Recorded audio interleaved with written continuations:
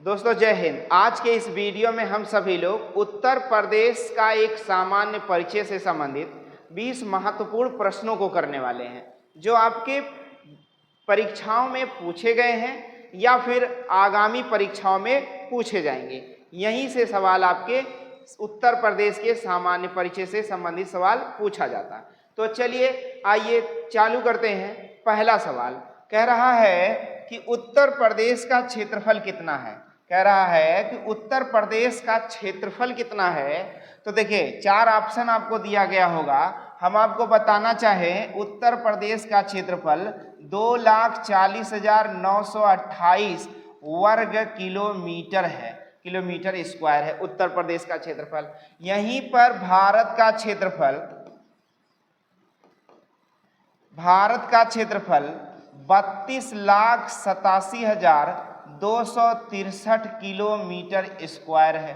भारत का क्षेत्रफल कितना है?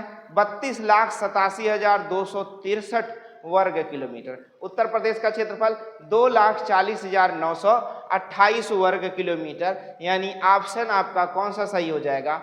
बी सही हो जाएगा। क्वेश्चन नंबर 2 आपका है, कह रहा है कि निम्न में से किससे उत्तर प्रदेश की सीमा नहीं लगती है। कह रहा है इनमें से किससे उत्तर प्रदेश की सीमा नहीं लगती है। तो आपके पास चार ऑप्शन है, राजस्थान, पंजाब, हरियाणा, इनमें से कोई नहीं। तो उत्तर क्या होगा? पंजाब। पंजाब से उत्तर प्रदेश की सीमा स्पर्श नहीं करती है। तो स्पर्श किन से करती है? तो मैंने उत्तर प्रदेश के एक सामान्य परिचय से संबंधित वीडियो बना के आपके इस YouTube चैनल पर डाला है, जहां पर आप जाकर उत्तर प्रदेश के एक सामान्य परिचय से संबंधित संपूर्ण जानकारी ले सकते हैं। तो देखिए मैंने आपको बताया कि 8 राज्य और 1 केंद्र शासित प्रदेश और एक देश के साथ उत्तर प्रदेश की सीमा साझा होती है। 8 राज्य कौन कौन से मैंने आपको बता दिया है। 8 राज्य में पहला राज्य उत्तराखंड है, दूसरा राज्य हिमाचल प्रदेश है, तीसरा राज्य है हरियाणा है, और चौथा राज्य है राजस्थान, पांचवा राज्य है मध्य प्रदेश, छठवां राज्य है छत्तीसगढ़, सातवां राज्य है झारखंड, आठवां राज्य है बिहार है।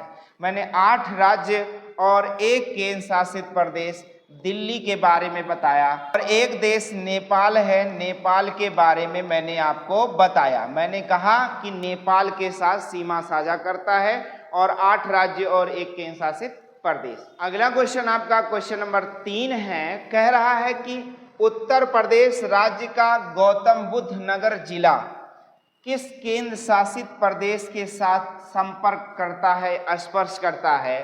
तो आपका उत्तर होगा दिल्ली के साथ स्पर्श करता है, यानी दिल्ली के साथ सीमा साझा करता है। अगला क्वेश्चन देखते हैं। क्वेश्चन नंबर 4 आपका है। क्वेश्चन नंबर 4 है, उत्तर प्रदेश का सबसे पूर्वी शहर निम्नलिखित में से कौन सा है। उत्तर प्रदेश का सबसे पूर्वी जिला पूछा जा रहा है कि बताइए उत्तर प्रदेश का सबसे पूर्वी जिला कौन सा है। तो मैंने आपको वीडियो के माध्यम से बता दिया है कि सबसे पूर्वी जिला बलिया है, और सबसे पूर्वी जिला बलिया है, सबसे पश्चिमी जिला शामली है, सबसे पश्चिमी जिला शामली, सबसे पूर्वी जिला बलिया है, और सबसे उत्तरी जिला सहारनपुर है, और सबसे दक्षिणी जिला सोनभद्र है। मैंने आपको वीडियो के माध्यम से सारी चीजें बता दी हैं। सबसे पूर्वी जिला बलिया, सबसे पश्चिमी जिला शामली, सबसे उत्तरी जिला सहारनपुर, और सबसे दक्षिणी जिला सोनभद्र है, आपको बता दिया गया है। तो इस सवाल का उत्तर होगा कि उत्तर प्रदेश का सबसे पूर्वी शहर इनमें से कौन सा है। तो बलिया है। अगला प्रश्न आपका क्वेश्चन नंबर 5 है, कह रहा है कि उत्तर प्रदेश के किस जिले की सीमा 4 राज्यों से लगती है।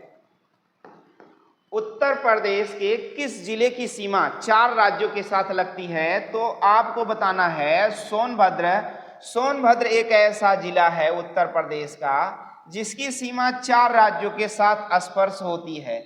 4 राज्य कौन कौन से हैं? एक मध्य प्रदेश है, एक छत्तीसगढ़ है, एक झारखंड है, और एक बिहार है। 4 राज्यों के साथ उत्तर प्रदेश का एक जिला मात्र है, एकमात्र जिला सोनभद्र है जो 4 राज्यों के साथ सीमा साझा करता है। वो कौन सा है? सोनभद्र है।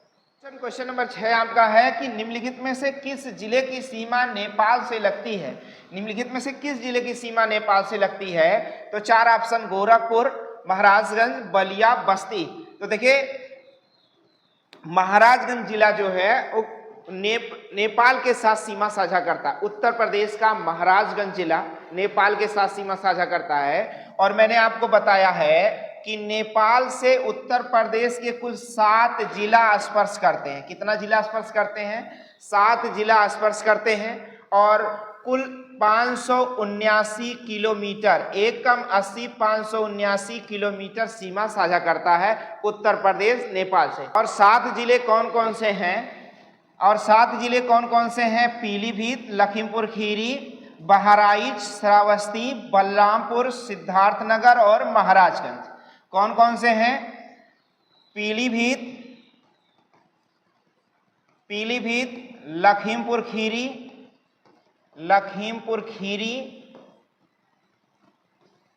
पीलीभीत, लखीमपुर खीरी, बहराइच,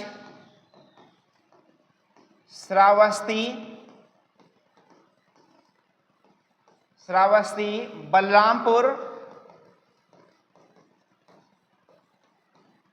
सिद्धार्थनगर और महाराजगंज।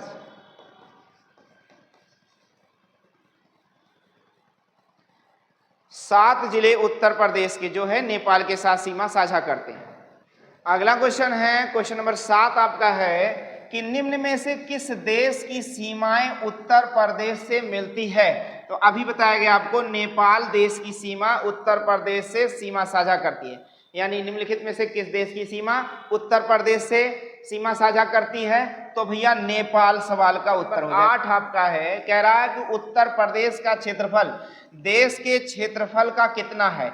उत्तर प्रदेश का क्षेत्रफल देश के क्षेत्रफल का 7.33% है। अगला सवाल आपका होगा, अगला प्रश्न आपका है, अगला क्वेश्चन नंबर 9 है, कह रहा है कि उत्तर प्रदेश के किस जिले या शहर से मानक समय की गणना की जाती है? जो मानक समय आपका है वो मिर्जापुर नामक स्थान से गणना की जाती है। कहां से की जाती है?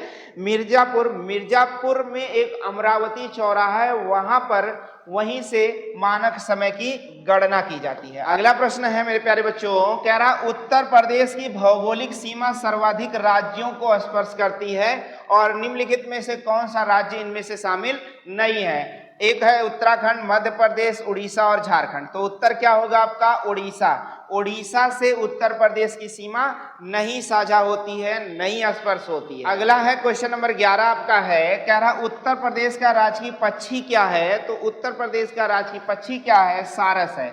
उत्तर प्रदेश का राजकीय पक्षी क्या है? तो सारस है। उत्तर प्रदेश का राजकीय वृक्ष क्या है? तो राजकीय वृक्ष अशोक है। यह आपके एग्जाम में पूछा गया था। उत्तर प्रदेश का राजकीय वृक्ष क्या है? अशोक है। उत्तर प्रदेश का राजकीय पशु क्या है? तो बारहसिंहा है। क्या है? बारहसिंहा है। उत्तर प्रदेश का राजकीय चिन्ह क्या है? तो उत्तर प्रदेश का राजकीय चिन्ह है, एक वृत्त में 2 मछलियां हैं और एक तीर धनुष है और 2 नदियां गंगा और यमुना है। और राजकीय चिन्ह जो उत्तर प्रदेश का है, इसे 1938 में राजकीय चिन्ह का दर्जा दिया गया। अगला आपका है राजकीय चिन्ह हो गया। राजकीय पुष्प आपका क्या है?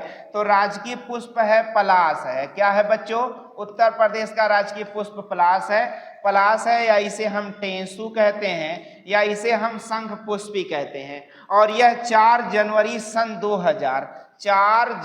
सन 2011 को इसे राज पुष्प का दर्जा दिया गया। एक सवाल आपके एग्जाम में यहां से आता है तो आप इसे तैयार कर लें। अगला सवाल आपका है, उत्तर प्रदेश का राजकीय चिन्ह इनमें से कौन सा नहीं है? राजकीय चिन्ह में इनमें से कौन सा नहीं है? तो आपको बताना है मोर नहीं है। उत्तर प्रदेश के राजकीय चिन्ह में मोर नहीं है, तो मोर क्या है? उत्तर प्रदेश के राजकीय चिन्ह में मोर नहीं है, तो मोर आपका राष्ट्रीय पक्षी है। क्या है?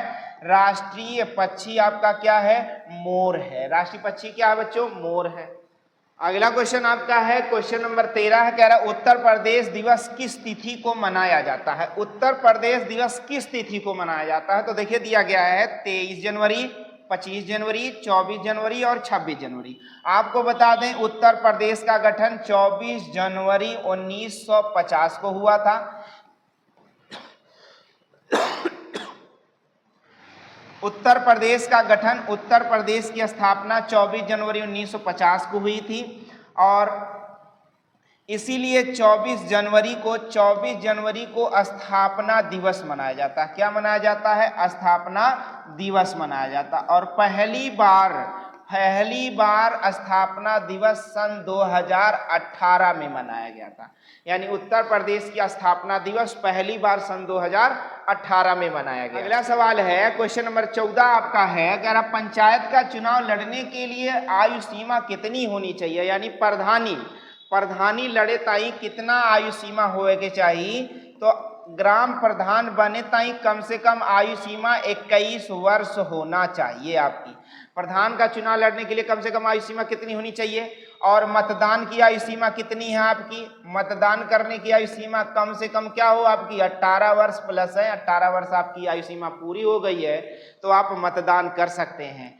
मतदान पहले आयु सीमा 21 वर्ष थी, मतदान करने की आयु सीमा पहले 21 वर्ष थी। तो 61वां संविधान संशोधन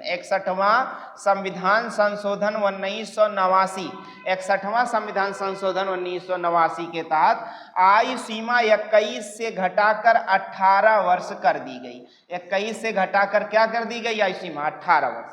मतदान की आयु सीमा 18, प्रधानी लड़े ताई 21 और मुख्यमंत्री और प्रधानमंत्री मुख्यमंत्री और प्रधानमंत्री की चुनाव मतलब मुख्यमंत्री और प्रधानमंत्री बनने के लिए आयु सीमा कितनी चाहिए?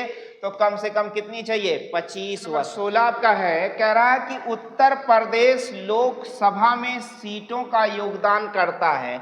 उत्तर प्रदेश लोकसभा में कितना सीटों का योगदान करता है? तो अभी हाल ही में लोकसभा का चुनाव हुआ है, तो लोकसभा में उत्तर प्रदेश 80 सीटों का योगदान करता है। यानी 80 सीट, कहते हैं दिल्ली का रास्ता लोकसभा से यानी उत्तर प्रदेश से होकर जाता है, तो उत्तर प्रदेश से लोकसभा सीट कितनी है? 80। अगर हम कहें राज्यसभा सीट कितनी है? तो 31 है। उत्तर प्रदेश का जो विधानसभा है वहां पर कितनी सीट है? तो 403 सीट है। उत्तर प्रदेश का विधान परिषद में कितनी सीट है? तो 100 सीटें हैं। आपको याद रखना है, कोई भी सवाल यहां से आता है तो आपका गलत नहीं होगा। अगला प्रश्न आपका है क्वेश्चन नंबर 17 है, कह रहा उत्तर प्रदेश की राजधानी आंशिक रूप से कब लखनऊ बनाई गई? उत्तर प्रदेश की राजधानी आंशिक रूप से कब लखनऊ बनाई गई? तो 4 ऑप्शन 1937, 27, 21 और 35। तो मैं आपको बताना चाहूं उत्तर प्रदेश की राजधानी आंशिक रूप से 1921 में क्या बनाई गई? लखनऊ बनाई गई। उत्तर प्रदेश की राजधानी लखनऊ बनाई गई सन 1921 में। और 1935 में इसी राजधानी को आंशिक रूप से जो बनाई गई थी उसे क्या कर दी गई है? पूर्णतया कर दी गई है। यानी उत्तर प्रदेश की राजधानी अब अस्थायी तौर पर लखनऊ रहेगी। उत्तर प्रदेश की राजधानी लखनऊ के पहले क्या थी? तो प्रयागराज थी। क्या थी बच्चों? प्रयागराज थी। सन 1858 से 1921 तक उत्तर प्रदेश की राजधानी क्या थी? प्रयागराज थी। अगला क्वेश्चन आपका है, कह रहा है उत्तर प्रदेश के कितने जिले राष्ट्रीय राजधानी क्षेत्र यानी एनसीआर में शामिल हैं? एनसीआर मतलब नेशनल कैपिटल रेंज, राष्ट्रीय राजधानी क्षेत्र। यानी राष्ट्रीय राजधानी क्षेत्र यानी दिल्ली की बात करें तो दिल्ली से सटे कितने जिले ऐसे हैं जो चक्रीय क्रम में उत्तर प्रदेश के आते हैं? तो आपको बताया गया है राष्ट्रीय राजधानी क्षेत्र में कुल 8 जिले हैं। कौन कौन से जिले हैं? 8 जिले हैं राष्ट्रीय राजधानी क्षेत्र में। उत्तर प्रदेश के 8 जिले राष्ट्रीय राजधानी क्षेत्र में शामिल है। वे कौन कौन से 8 जिले हैं? तो पहला जिला है शामली, बागपत, गाजियाबाद, गाजियाबाद, गाजियाबाद, गौतम बुद्ध नगर, गौतम बुद्ध नगर, गौतम बुद्ध नगर और मुजफ्फरनगर, मुजफ्फरनगर, मेरठ, मेरठ, हापुड़, हापुड़, हापुड़, बुलंदशहर।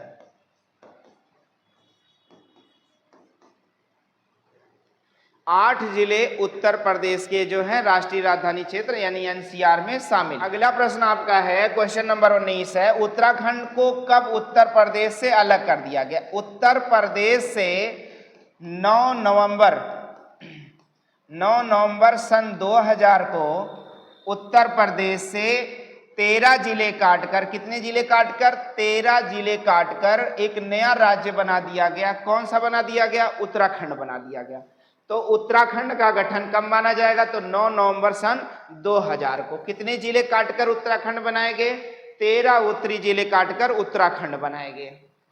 अगला सवाल आपका है, क्वेश्चन नंबर 20 है आपका, कह रहा है कि आगरा एवं अवध का संयुक्त प्रांत नाम जो है ये कब पड़ा? तो देखिए, आगरा एवं अवध का संयुक्त प्रांत सन 1902 में पड़ा। सन 1902 में आगरा एवं अवध का संयुक्त प्रांत का नाम आपका पड़ा। तो मैं आपको बताना चाहूं, उत्तर प्रदेश पहले आगरा प्रेसिडेंसी, अगर हम आपसे बताएं कि भारत में 3 प्रेसिडेंसी थी, बंगाल प्रेसिडेंसी, मद्रास प्रेसिडेंसी और मुंबई प्रेसिडेंसी। आगरा प्रेसिडेंसी को बंगाल, पहले बंगाल प्रेसिडेंसी से आगरा प्रेसिडेंसी को अलग कर दिया गया। 1833 में बंगाल प्रेसिडेंसी से आगरा प्रेसिडेंसी को क्या कर दिया गया? अलग कर दिया गया। आगरा प्रेसिडेंसी को अलग कर दिया गया। 1836 में आगरा प्रेसिडेंसी को उत्तर पश्चिम प्रांत के नाम से जाना जाने लगा। 1836 में उत्तर पश्चिम प्रांत के नाम से जाना जाने लगा।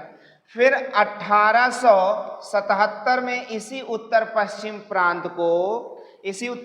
प्रांत को आगरा एवं अवध का उत्तर पश्चिम प्रांत के नाम से जाना जाने लगा। उत्तर पश्चिम प्रांत के नाम से जाना जाने लगा। फिर 1902 में इसी आगरा एवं अवध के उत्तर पश्चिम प्रांत को आगरा एवं अवध का संयुक्त प्रांत के नाम से जाना जाने लगा। आगरा एवं अवध का संयुक्त प्रांत के नाम से जाना जाने लगा।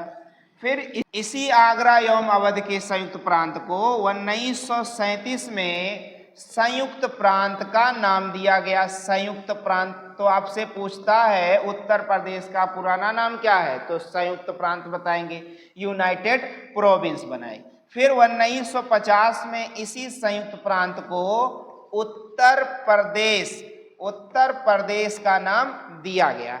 यानी अपना उत्तर प्रदेश का निर्माण कब हुआ? तो सन 1950 में, तारीख 24 जनवरी सन 1950 में।